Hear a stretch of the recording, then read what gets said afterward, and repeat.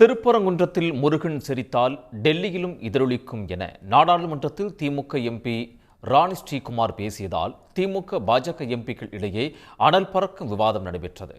தமிழ் கடவுள் முருகனுக்கு எவ்வாறு வழிபாடு நடத்த வேண்டும் என தமிழர்களுக்கு யாரும் சொல்லித்தர தேவையில்லை என்றும் மக்களவையில் ராணி ஸ்ரீகுமார் பேசினார்.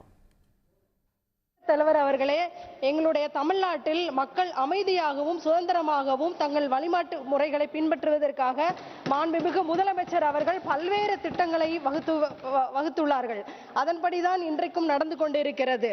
மேலும் தமிழ் கடவுளான முருகருக்கு எவ்வாறெல்லாம் வழிபாடு செய்ய வேண்டும் என்ற வழிபாட்டு முறைகளை தமிழ்நாட்டு மக்களாகிய எங்களுக்கு யாரும் கற்றுத்தர வேண்டிய அவசியம் இல்லை என்று கருதுகிறேன். தமிழ்நாட்டில் அனைத்து தரப்பு மக்களும் ஒற்றுமையுடன் இணக்கமாக இருந்து கொண்டிருக்கிறார்கள்.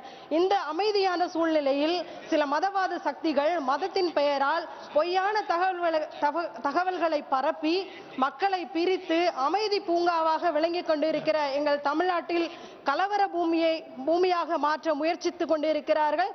அதை தமிழ்நாட்டு மக்கள் என்றைக்கும் ஏற்றுக்கொள்ள மாட்டார்கள். மதத்தின் பெயரால் மக்களை பிரிக்கும் மதவாத சக்திகளை என்றைக்கும் தமிழ்நாட்டில் நாங்கள் நுழைய விட மாட்டோம். தமிழ்நாட்டில் மதச்சார்பற்ற கட்டமைப்பை எங்களது மாண்புமிகு முதலமைச்சர்கள் சிறப்பாக செயல்படுத்தி வருகிறார்கள். மற்ற மாநிலங்கள் இதையெல்லாம் பின்பற்றுமா ஒன்றிய அரசு? பேரவைத் தலைவர் அவர்களே, அமைதி பூங்காவா already see it. No. During 0 hour, I think so you are well aware. Sir, during you.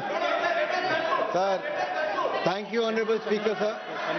Sir, we have just kindly conclude. தலைவர் அவர்களே, திருப்பரங்குன்றத்தில் முருகர் சிரித்தால் திருத்தணியில் மட்டுமல்ல இந்த டெல்லியிலும் எதிரொலிக்கும் என்பதை நாங்கள் ஆணித்தரமாக கூறிக்கொள்கிறோம். மதவாத சக்திகளுக்கு எதிராக தமிழ்நாடு போராடும், தமிழ்நாடு வெல்லும். நன்றி.